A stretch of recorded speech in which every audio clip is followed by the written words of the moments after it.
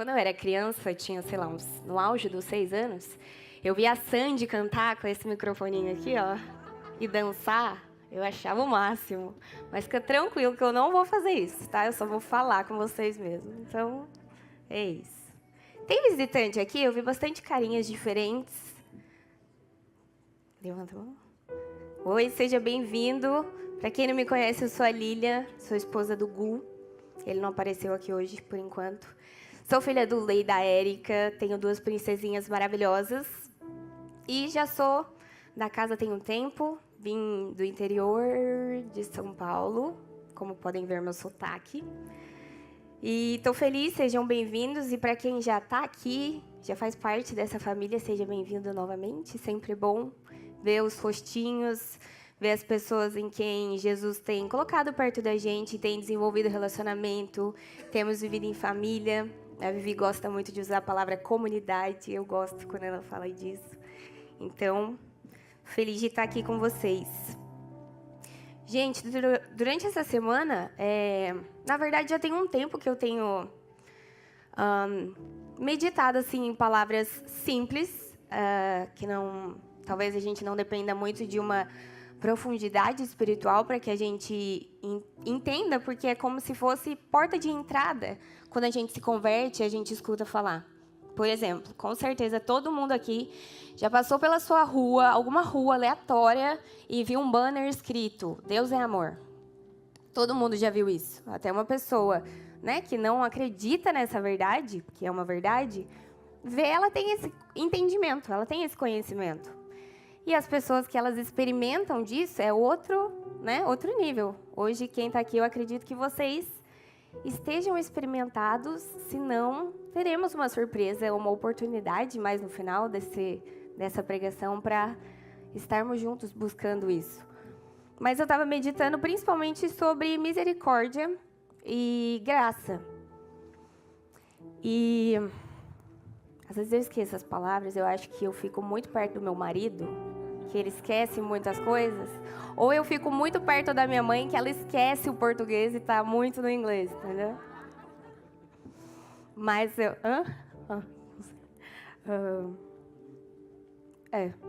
tipo isso. Então eu estava meditando nessas palavras e, coincidentemente, era essa palavra que eu estava procurando. O Mark Schubert esteve aqui com a gente há algumas semanas e ele falou exatamente dessas 2 palavras.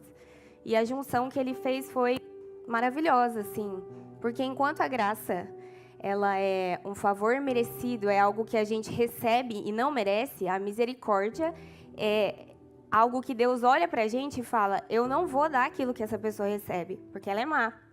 Então, um é complemento do outro. E, tecnicamente, são uma das primeiras coisas que a gente aprende entrando na igreja, ouvindo falar sobre Jesus: amor, graça. Então, esses 4 pilares, esses 4 aspectos, eu estava muito pensando assim dentro de mim. E eu acho que sempre o mais forte dentro de mim foi o amor. Para quem não me conhece, se eu começar a chorar é assim mesmo, entendeu? Mas eu acredito que dá para entender enquanto eu choro. Eu espero.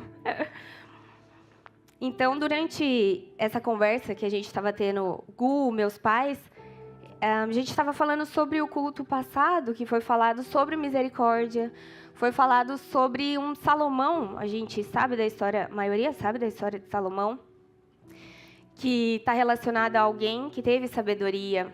E a Bíblia fala que ninguém vai ter sabedoria como Salomão teve, né? Ele é o maior nesse aspecto, tirando Jesus, claro.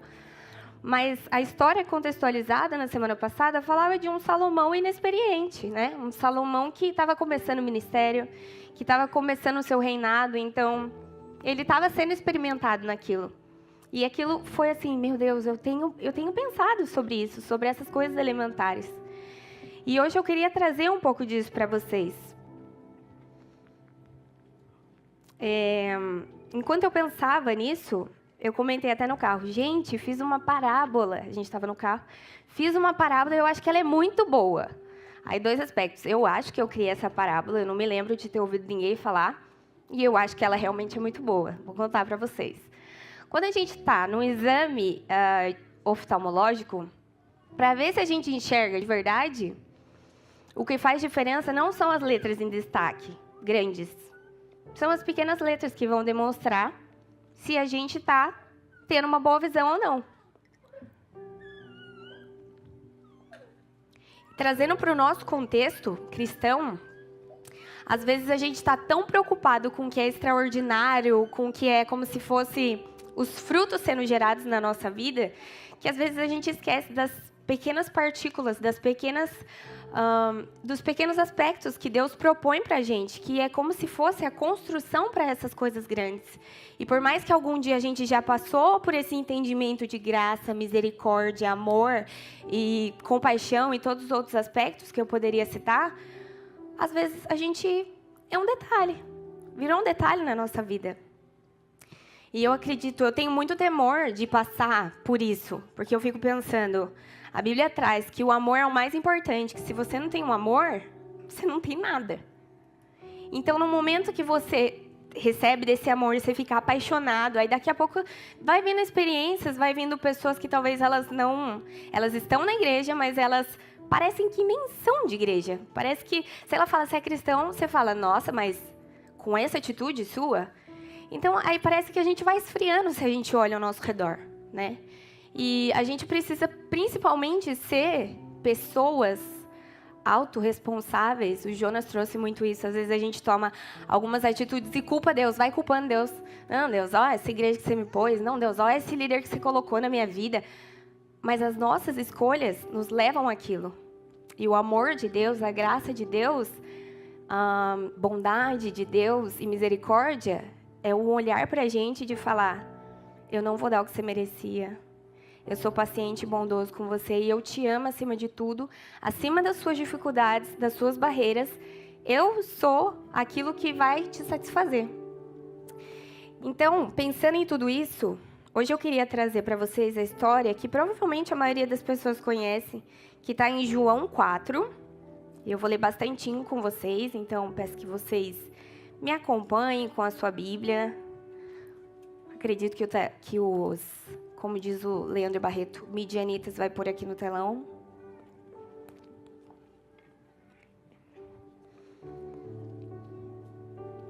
A partir do verso 3. Fala assim, Jesus deixou a Judéia e foi outra vez para Galileia. E era-lhe necessário passar por Samaria.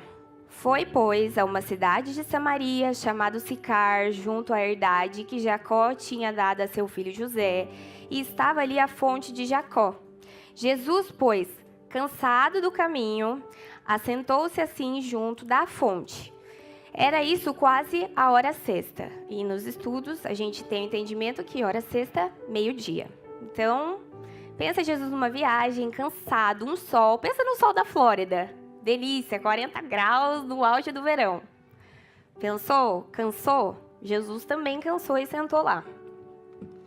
Veio uma mulher de Samaria tirar água e Jesus te disse, dá-me de beber.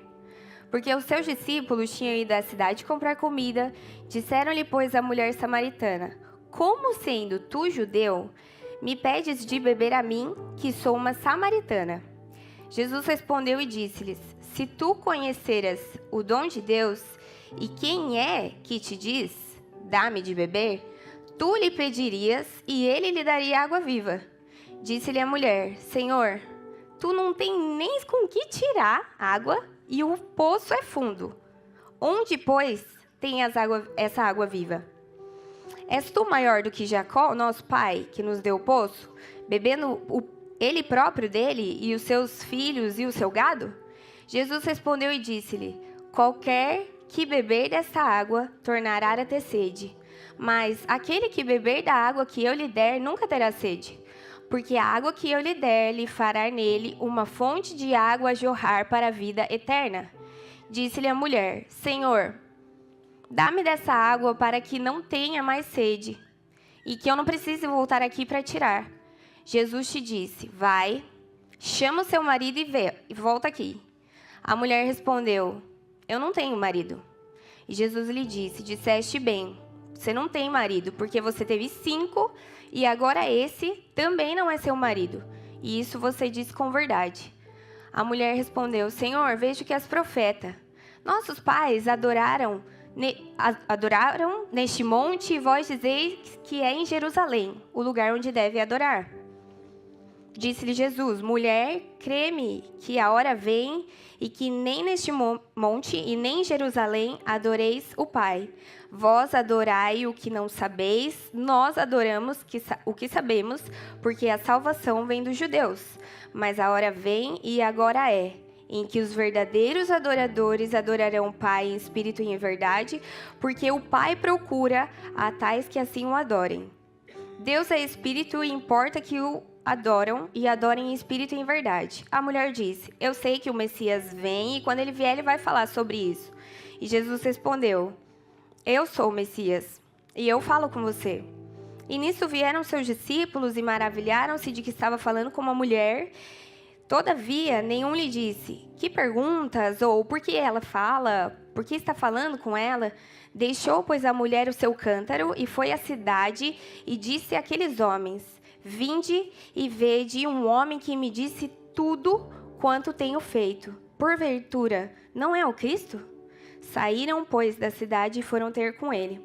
Pulando um pouco para o 39, para finalizar essa leitura, fala assim: e muitos dos samaritanos daquela cidade creram nele pela palavra da mulher que testificou. Ela disse: ele me falou tudo o que eu tenho feito. Aqui a gente pode pensar, né? Um diálogo. Jesus cansado, com sede, sentou. Coincidentemente, apareceu uma mulher lá. E aí o que eu quero trazer para vocês nesse contexto, talvez vocês até já saibam sobre isso, mas naquela época não era comum um diálogo de homem e mulher em público. Não tinha isso. Jesus, ele teve um pouco essa fama de escandalizar fariseus, de fazer coisas que falavam: não, tá errado, tem que descansar no sábado, não pode ficar curando. Jesus, ele tinha essa fama. E, mais uma vez, Jesus estava quebrando uma barreira que era imposto pela cultura daquela época. Então, não pode falar com uma mulher.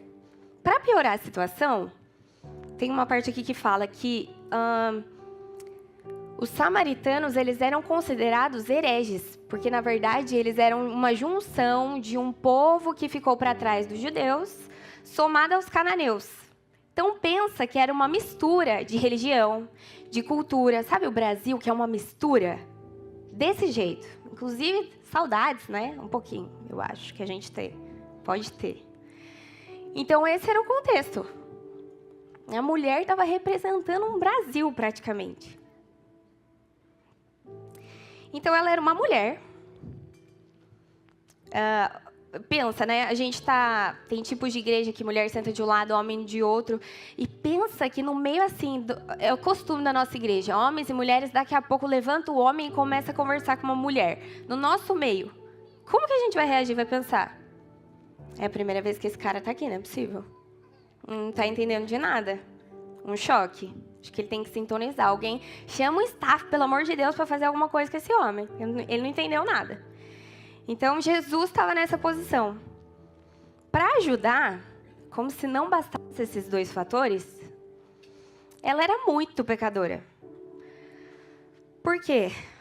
Ela era pecadora, estava sem expectativas. Eu não sei se você já chegou nesse momento da sua vida que você fez tudo que estava ao seu alcance. Você falou: Deus, eu não tenho mais o que fazer. Eu não tenho mais o que orar. Eu já fiz de tudo. Eu já orei, eu já jejuei. E não tenho. Eu estou aqui.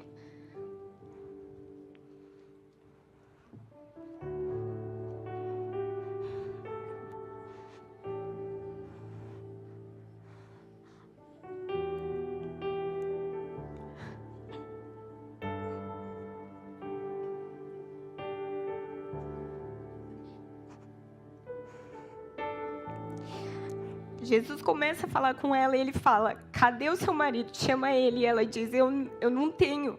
Ela estava com alguém, só que ela nem considerava.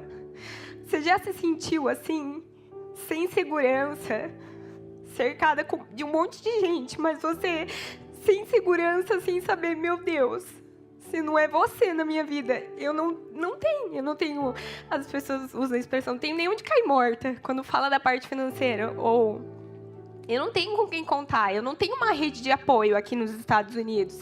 Eu sou sozinha. Eu sou uma mãe que fico em casa. Ou eu sou um marido que trabalha muito. Eu não tenho tempo para ficar com os meus filhos. Eu vim para cá com a esperança de ser um país melhor, de ser uma nacionalidade melhor, mas eu não vivo isso. Por que eu não estou vivendo isso? Não foi Deus que me tirou de lá? E aí a gente começa a questionar, mas não foi Deus? Então, ela tinha esses 3 aspectos muito fortes. Ela era mulher, samaritana e pecadora. Só que vocês conseguem entender e estar sensíveis de que nada parou Jesus? Obrigada. Nada fez com que Jesus pensasse, melhor eu não ir falar, nossa, eu já estou tendo uma fama ruim. Se eu for encontrado falando com uma mulher samaritana que teve 5 maridos, está no 6º e eu sou homem, o que as pessoas vão pensar? Cuidar de Jesus, ele vai ser o próximo que ela vai querer? Né? Dá um cheiro. Jesus não pensou nisso. E uma coisa que eu queria adiantar, eu não me aguento, eu vou ter que dar um spoiler. A Bíblia diz assim, ó. Quando eu li a primeira vez, me chamou a atenção, eu tive que reler, e depois eu fui me aprofundar. Mas fala assim, era necessário passar por Samaria. Então, Jesus está saindo de um lugar e ele tinha o objetivo de ir para outro lugar. E a Bíblia diz, era necessário. Só que se a gente coloca no contexto da época que eu estou falando para vocês, em que os judeus olhavam para os samaritanos e eles viam aquele povo como inferior de raça. Era assim que eles eram vistos. Eu penso também, às vezes a gente encontra com alguns americanos aqui e o jeito que a gente é tratado. Vocês já sentiram isso? Tipo, vocês estão aqui roubando meu espaço, ou roubando meu trabalho, ou volta lá para onde você veio. E às vezes dói se sentir rejeitado no lugar que você está procurando, querendo mais de Deus, se você está aqui por causa de uma palavra de Deus. E aí, geograficamente, então, Jesus não precisava passar por Samaria. Ele quis passar. Deus falou para ele que ele tinha que passar porque ele tinha que encontrar aquela mulher. Ele precisava falar com ela. Era como se fosse a última esperança daquela mulher. Ela estava lá. No dia a dia dela, vou buscar água para eu matar minha sede, para eu fazer minhas coisas de casa, cuidar da minha casa. Sei lá se ela morava com aquele cara ou não sei. A Bíblia não diz como é que era. E se ela nem fala, talvez ela só visitava ele. Não sei, né? Não vou ficar falando aqui também, porque eu não sei. Mulher tem essa mania de ficar falando. Às vezes eu até falo, calma, tem cuidado, daqui a pouco brota uma heresia sem querer, assim, ó. E interessante é que Jesus, a primeira coisa que ele fala é, me dá água. Do nada, ele fala, se você soubesse quem está falando, quem pedir era você. Aí, outro do nada, cadê seu marido? E daqui a pouco fala sobre a adoração. Tá certo adorar aqui ou lá? Parece que são coisas aleatórias acontecendo, mas era uma conversa cheia de propósito que Deus estava direcionando, Jesus estava direcionando. Então, a partir do momento, por exemplo, quando ele fala do erro dela de ter tido mais de um relacionamento, está na posição 3. Na posição 1 e 2, ele está falando sobre a graça dele. É a água viva que ele apresentou para ela primeiro. Ele não quis perguntar para ela o que ela estava passando. E às vezes eu fico pensando quantas pessoas têm dificuldade, sejam elas no começo da conversão, no meio da conversão, depois de um tempo já com Jesus, ou até mesmo tipo faz anos. E ela tem alguma dificuldade dentro dela e ela não consegue se achegar a Jesus porque a gente precisa fazer por merecer. A gente aprendeu isso. Você tem que servir. Você tem que dar o seu melhor. Você tem que ser excelente. Isso aí, questão, eu acho que realmente a gente tem que... Se eu estou fazendo algo para Deus, eu preciso fazer de todo o coração. A Bíblia diz isso. Tudo o que você fizer, faça como para o Senhor. Então, se eu não estou fazendo com excelência, realmente. Mas a gente, por muito tempo na igreja mesmo, cristã, evangélica, Você tem que fazer. Se você está lá em cima sendo visto, você está demonstrando os seus frutos, nossa, você é muito usado por Deus. E eu sempre me colocava, né? Eu não pregava, não fazia nada. Eu tinha vontade de fazer, mas eu tinha tanta vergonha que eu pensava, nossa, Deus, eu nunca vou ser nem vista por você, porque eu não tenho nem coragem de ir lá. E eu queria ser vista. Eu pensava, Deus, eu quero que o Senhor me aprove nas minhas atitudes diárias, mas eu não pensava que as minhas atitudes diárias, que eram cuidar do meu casamento, cuidar da minha vida, da minha saúde, cuidar das minhas filhas. O Gu até já deu esse exemplo. Escovar dentinho por dentinho das minhas filhas, aquele dente minúsculo de criança que dá vontade de falar, ai, tá bom, vai assim mesmo.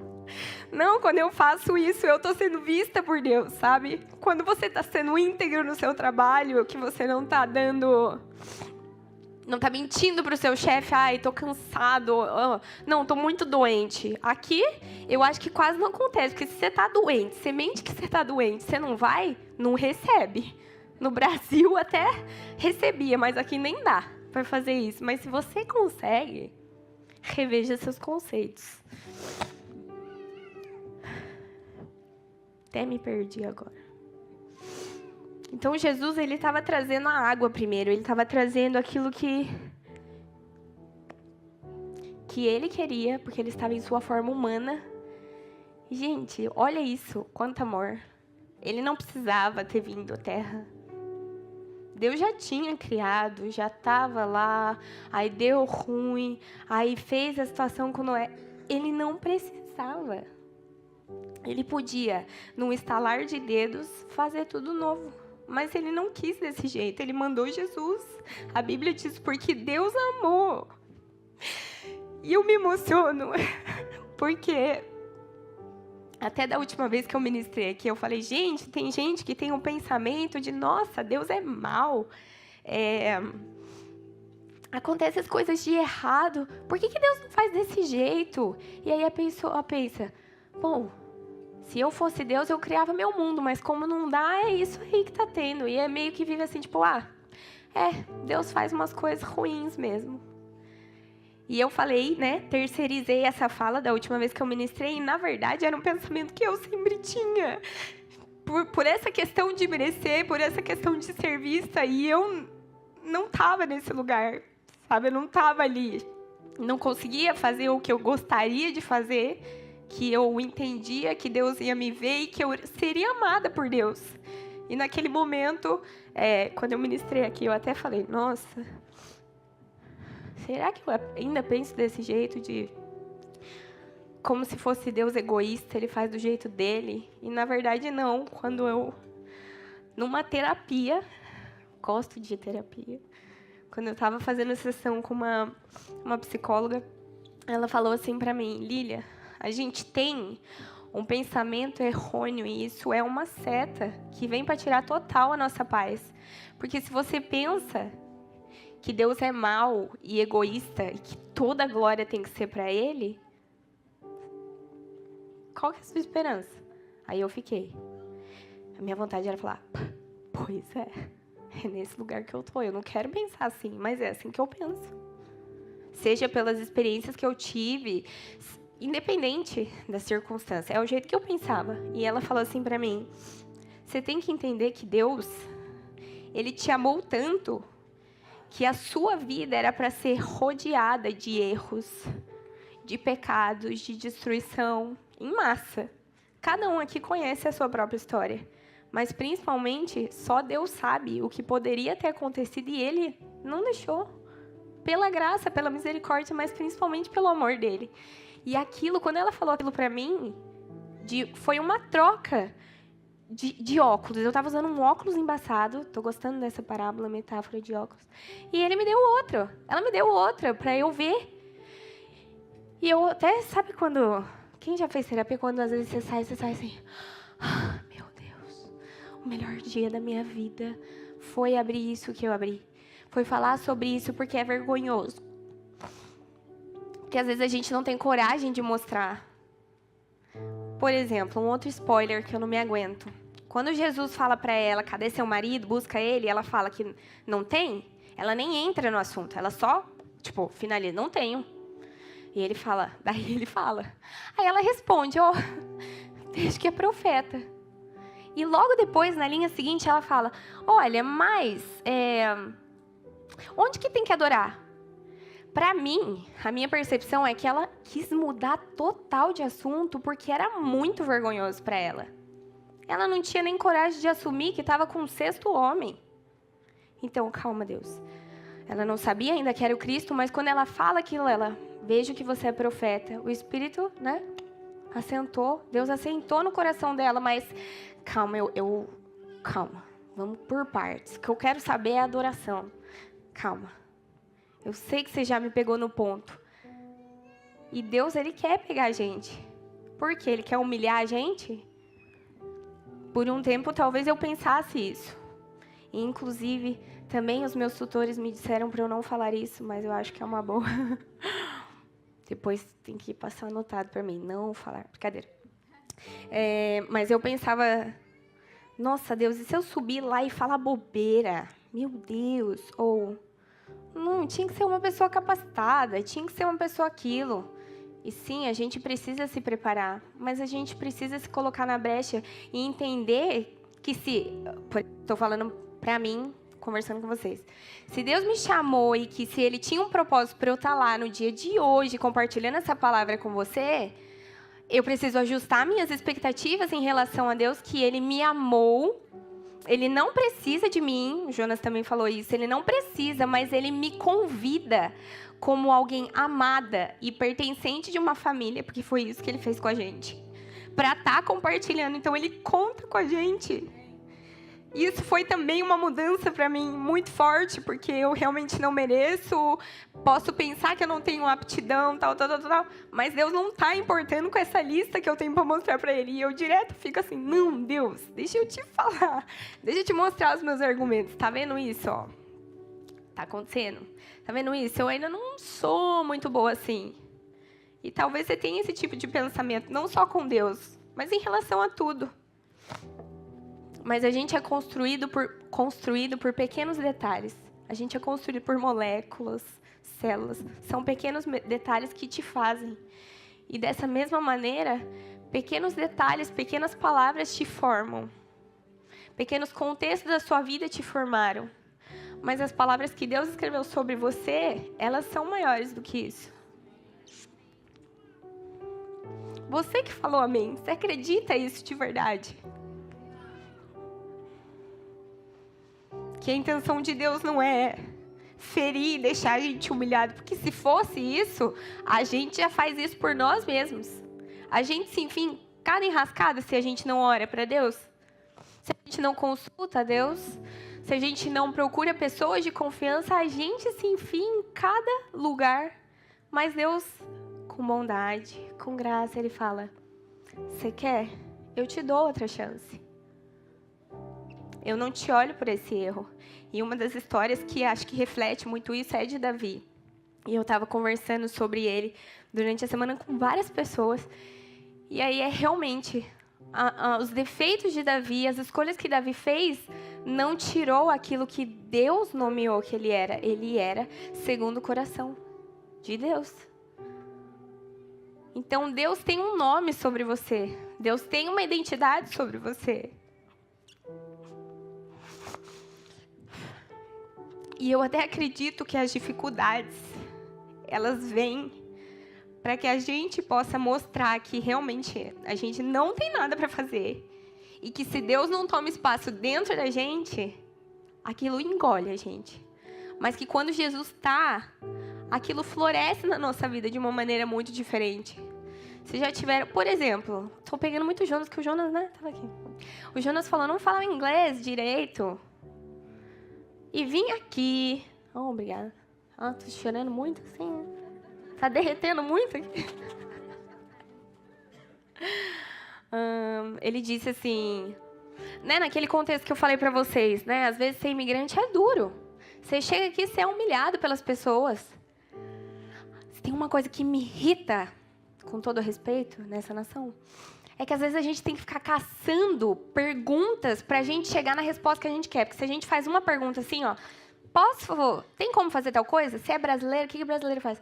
Ah, não, ó, o que você tem que fazer é isso. A pessoa fez uma pergunta. Aqui não. Aqui você tem que fazer 1 milhão de perguntas. Isso me incomoda um pouquinho, mas estamos ajustados. A gente passou por essa diferença cultural, uma época, eu e o Gu, lá onde a gente morava.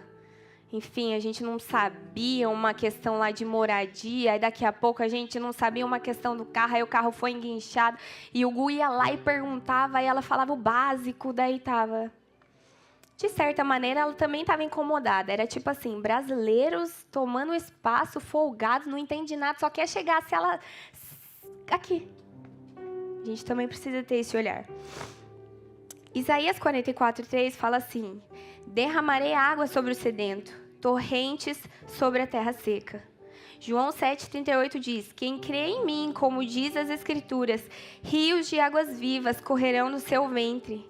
É algo abundante que Deus tem pra gente e às vezes a gente fica no escasso. Fica voltando naquilo.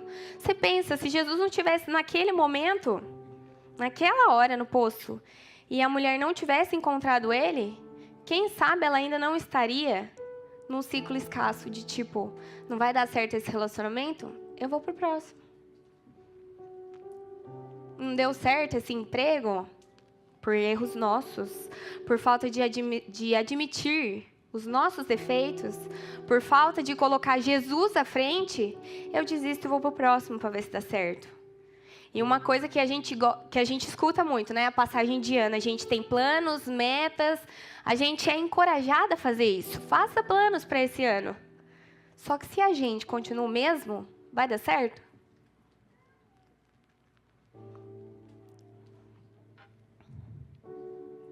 A samaritana, ela estava ali como uma terra seca. Ela estava sedenta. E foi isso... Acredito que um dos fatores... Deus não precisa da gente ou de algo, mas ela estava posicionada. Ela estava sedenta, estava buscando.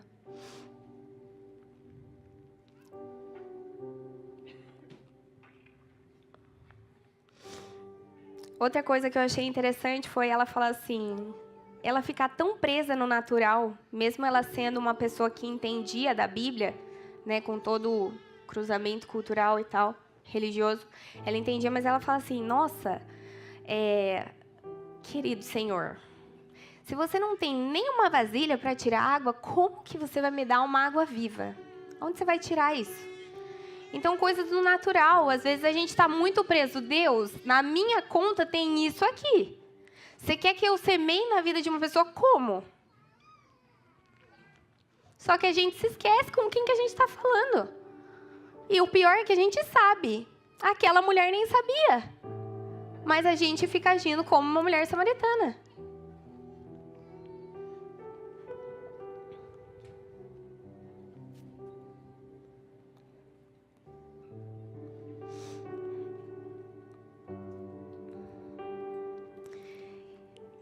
Quando ele expõe, eu já falei sobre isso, mas quando ele expõe o defeito dela, tem uma diferença. Ele expõe não para humilhar ela.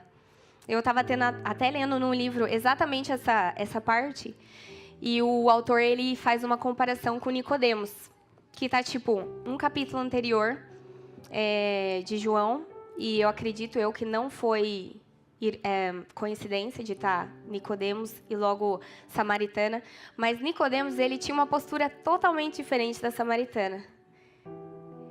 Ele era alguém de referência para os judeus, acho que é judeus. Ele era uma pessoa de destaque, ele era uma pessoa íntegra e tal. Jesus chega nele e a primeira coisa que Jesus fala, Nicodemos, se você não nascer de novo, não vai dar. E é um choque. Ele é uma pessoa respeitada. E Jesus chega nele e fala isso. Agora, a mulher samaritana, Jesus chega. Oi, tem água para eu beber? Olha a diferença. Olha a diferença.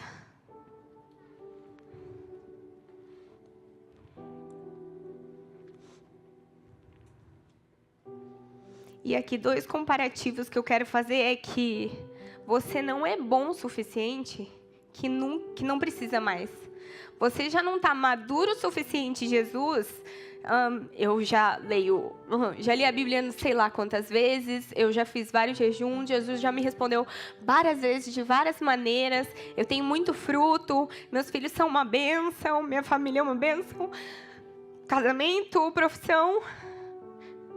Você não é bom o suficiente que Jesus não queira te alcançar, ou que você não precise ser alcançado, porque mérito nenhum faz você entrar no reino, mérito nenhum traz a graça até você, ou o amor de Jesus até você. Nada que você fizer, por melhor que você seja, da melhor maneira que você estiver respondendo o que Deus te pediu, não é o que você responde ou a sua postura, é Deus que faz.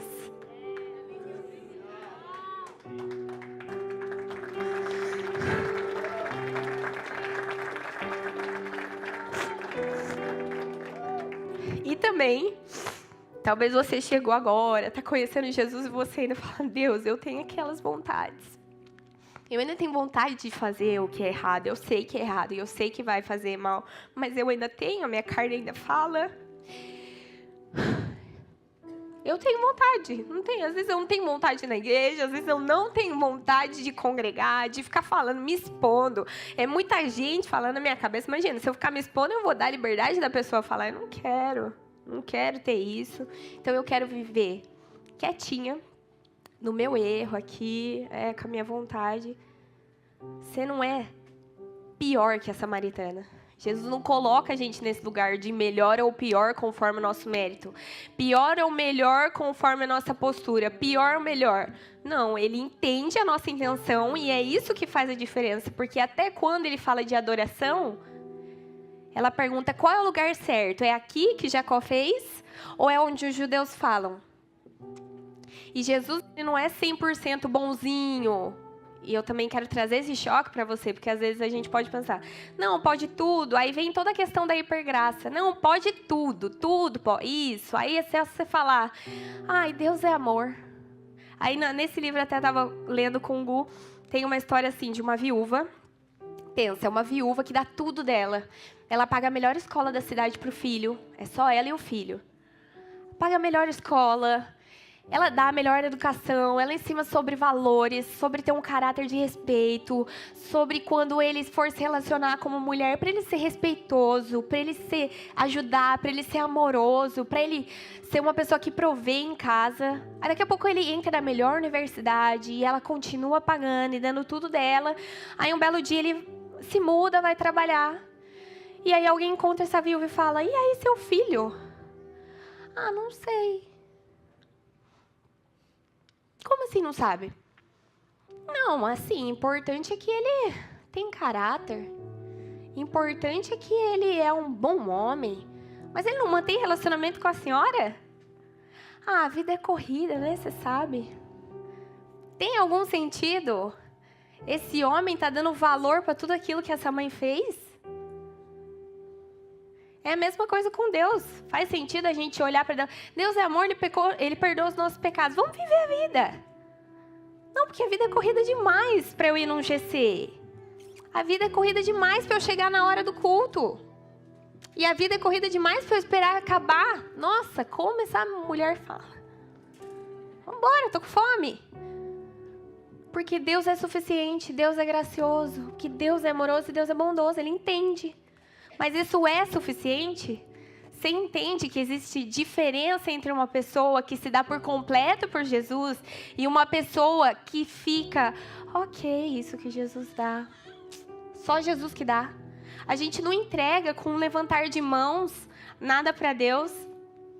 A gente sempre escuta, vamos lá sentir a presença de Deus. E eu também já escutei alguém falando, vamos lá e a gente vai adorar de um jeito tão íntegro e de todo o nosso coração que Jesus vai sentir. Às vezes eu fico imaginando, eu gosto de olhar as pessoas adorando, às vezes eu fico imaginando Deus olhando. É muito lindo. Mesmo caretas, né? Eu sou uma pessoa que fica bem feia chorando. Mas eu fico pensando Deus olhando e Deus falando, é pra mim. Essa pessoa está entendendo. por mais que a vida dela tá difícil, por mais que hoje era um dia que ela não queria levantar da cama, ela tá aí me adorando, ou ela tá com tanta preocupação financeira, mas ela não deixou de vir no culto. Ela não deixou de congregar, ela não deixou de estar em comunhão, ela não deixou de colocar um sorriso. E não tem a ver com falsidade, com uma máscara, mas tem a ver com eu profetizo. Deus é na minha vida. O que mais me falta? Por que eu vou ficar triste se Deus é comigo? Se a bondade dele me persegue? Se a graça dele está aqui, se a misericórdia dele se renova, como eu não vou estar feliz? Como eu vou me conter dentro de mim com todo o amor que ele deseja derramar sobre mim? Nossa, tô com vontade de chacoalhar todo mundo aqui. Ai, meu Deus. Vontade de explodir, sabe?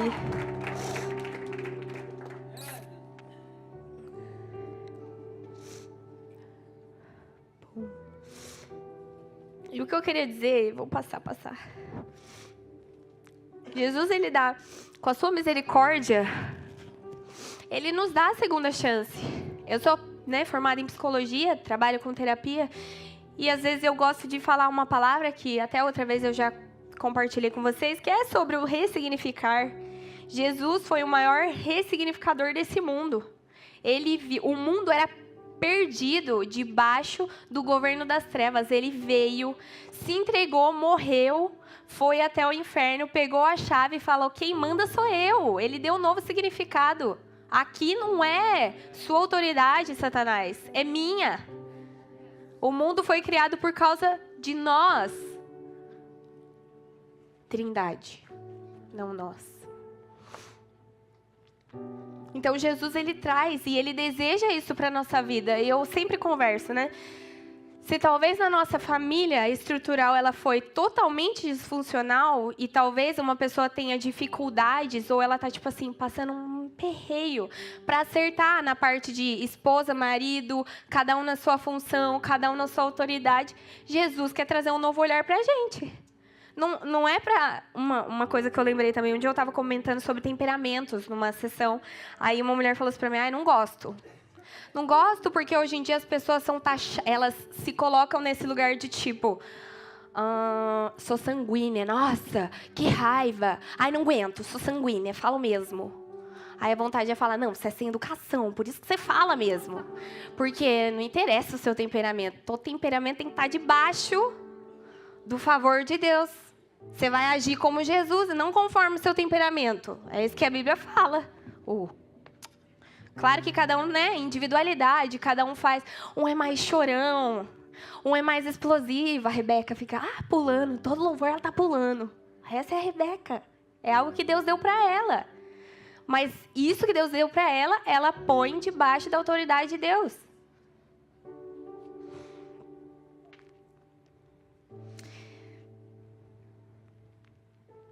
E Jesus, ele não rejeitou ela.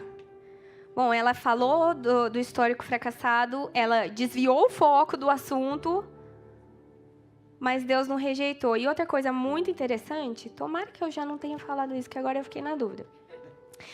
Se eu já falei, vocês fazem uma cara de surpresa de novo. Mas tem muitos estudos que dizem que era costume das mulheres irem retirar água do poço, nenhuma novidade, mas que o horário era pela manhã. Pelo sol, bem provável, para carregar, cansativo. Mas estava também relacionado com uma das primeiras coisas que eu vou fazer. Eu acordo, é algo para minha necessidade, então é de matar a sede, mas também tem a ver com os afazeres de casa. E aquela mulher estava indo ao meio-dia. Por quê? Muito provavelmente porque ela estava, mesmo na cultura dela, que era uma mistura de culturas, ela estava tão isolada. E eu sou muito ruim, que não dá para ninguém quer andar comigo. Eu não quero ser mais mal falada do que eu já sou. Eu não quero me colocar numa parte vulnerável, porque eu já me acuso o suficiente. Eu não preciso que ninguém mais me acuse. E ela estava naquela posição.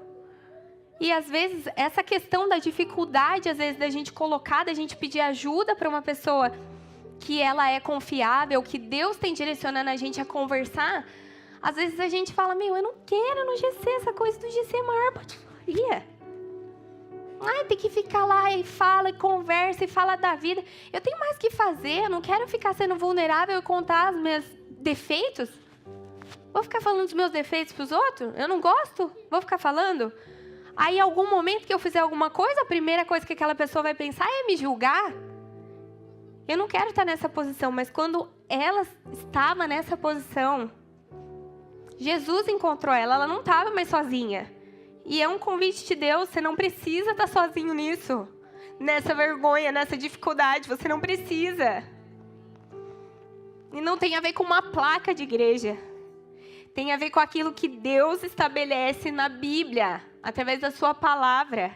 Aquilo que Ele deseja construir é um povo unido. É um corpo. E todas as partes precisam umas das outras. Ninguém pode falar, dedinho, eu não preciso de você. Todo mundo tem uma função importante. E o que eu acho engraçado depois eu fui pesquisar. Será que ela foi citada de novo?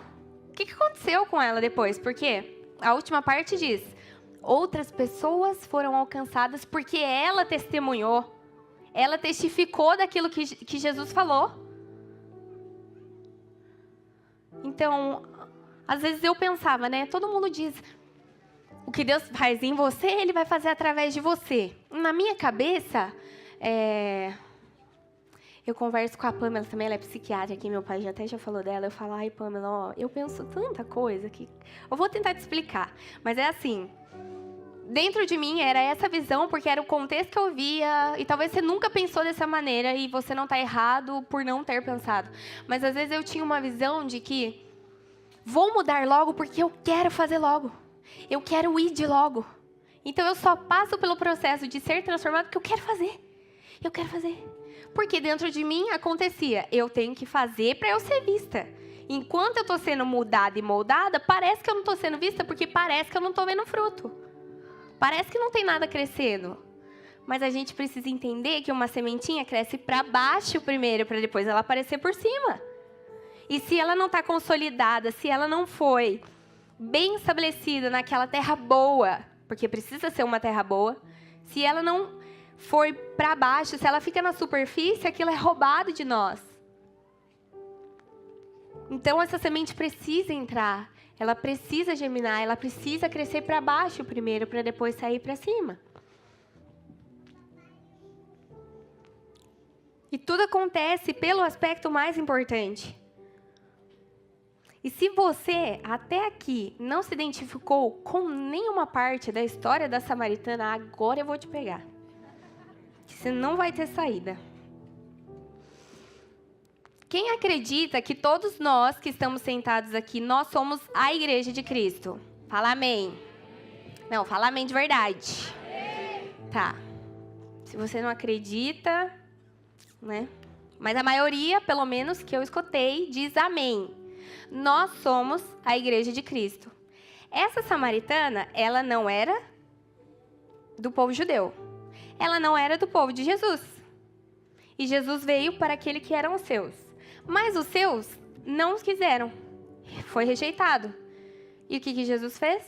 Beleza. Eu vou adotar um povo. Eu vou dar uma chance para aquela noiva cheia de falha, cheia de pecado, cheia de culpa. Eu vou dar uma chance para ela. Ela, no processo de vida dela, vai se tornar uma esposa madura, uma pessoa à estatura de Cristo, para que no fim dos tempos haja um casamento. Você está entendendo que a samaritana somos nós? Num aspecto geral. Se você não se identificou, como eu falei, se você não se identificou com nada, você é igreja. E se você não é judeu, você é gentil. Então você faz parte disso. E Jesus te olhou.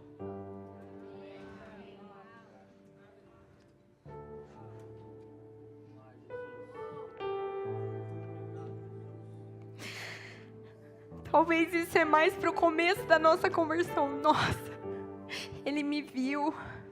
O Gu já contou a experiência que ele teve, que ele pensava coisas, e um dia ele sentou na última cadeira do culto e Deus falou exatamente, tipo, as 1 milhão de frases que ele falava. Deus, se você falar isso, eu sei que é você. Se você falar isso, eu sei que é você. Você já foi encontrada assim? Eu já fui encontrada assim. Eu já fui encontrada no lugar que eu fazia parte da igreja. Eu era líder de GC.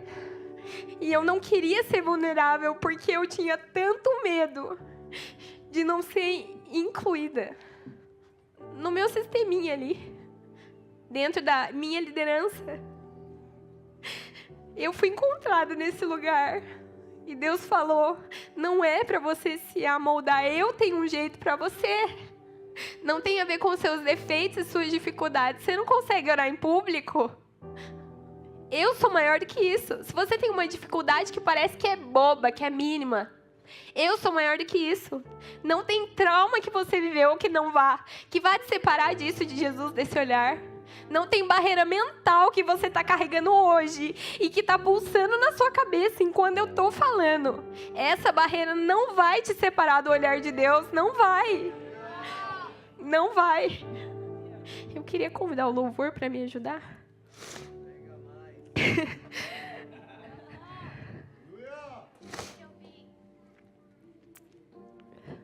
Esse foi um encontro inesperadamente mais esperado por aquela mulher. E você que já teve esse encontro inesperado, mas você se esqueceu dele, eu queria te ajudar a lembrar. Eu queria te ajudar a lembrar e que você tatuasse isso. Não, tatuagem é pecado. Que você carregasse de alguma maneira no seu dia a dia. Não tatue, viva. Seja um homem íntegro. Seja uma mulher de respeito. Seja uma mulher que preza pela família. Seja um homem que não engana as pessoas, que não passa ninguém para trás. Seja um homem justo. Um homem, uma mulher, segundo o caráter de Cristo. Assim você tatua a sua história. Num versículo bonitinho aqui. Pode também fazer. Quer dizer, não falei isso. Mas também uma curiosidade. Esqueci de uma coisa boa. Jesus, ele é perfeito, né? Ele veio na terra, mesmo como homem, ele não teve falhas. Perfeição na Bíblia é representado pelo número 7. Aquela mulher teve 5 homens, estava com um 6º, e o número 6 na Bíblia significa força do seu braço. Mas o 7º noivo, o perfeito, apareceu na frente dela. Vocês têm noção que enquanto a gente faz de tudo e as coisas não acontecem, se o seu coração não está a Deus, se não for você, não dá. Não adianta você ficar tentando, você vai chegar no final da sua vida. Como muitos filósofos, muitas pessoas já chegaram nesse lugar e pensaram, eu devia ter escutado aquela pessoa simples que falou sobre Jesus, porque ele é a única razão da existência humana. Ele é o único propósito que a gente vai ter na Terra, é por causa de Jesus. E aí ele chega ao meio-dia, o noivo perfeito, e Jesus, ele é chamado como o sol da justiça. Meio-dia é o horário que o sol está. E ele chega, e o que eu quero dizer? A escuridão chega para todo mundo. Meia-noite é um tempo difícil para todo mundo. Só que meio-dia também chega. E se a gente vive mais baseado naquilo que é meia-noite na sua vida, você nunca vai conseguir ter força para chegar no meio-dia. E eu quero encorajar você, por mais pessimista que seja uma pessoa, e eu acho que eu sou a mais que tem aqui. Pessimista num grau que vocês não têm noção. Vocês conseguissem mostrar meus pensamentos aqui dentro, a Pamela, eu até tento, Pamela. Eu acho que você é a que mais me entende por aqui. Mas se eu conseguisse, vocês iam entender. Só que isso não é uma barreira e eu aprendi. Não importa o tanto que eu seja pessimista, Jesus me encontra. Então não tem uma barreira que Jesus não vai atravessar essa manhã. E eu gostaria que você se concentrasse nessa verdade, fechasse seus olhos, tivesse a liberdade de quero ficar de pé, quero ficar deitado, quero ficar ajoelhado, mas pelo amor de Deus, entra nesse convite.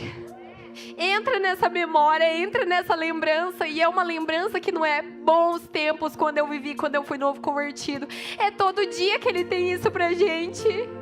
É um amor diário que Ele tem pra gente. E não tenta se conter, não tenta, meu Deus, que estrago, eu vou gritar, eu vou pular, o que vão pensar de mim? O que Deus tá pensando de você enquanto Ele tá na sua frente? Você tá ou não no poço com sede? Ele vai poder te oferecer água porque você tem sede ou você não tem mais? Tudo que você já viveu já foi suficiente. Não tem nada mais que Ele possa fazer por você.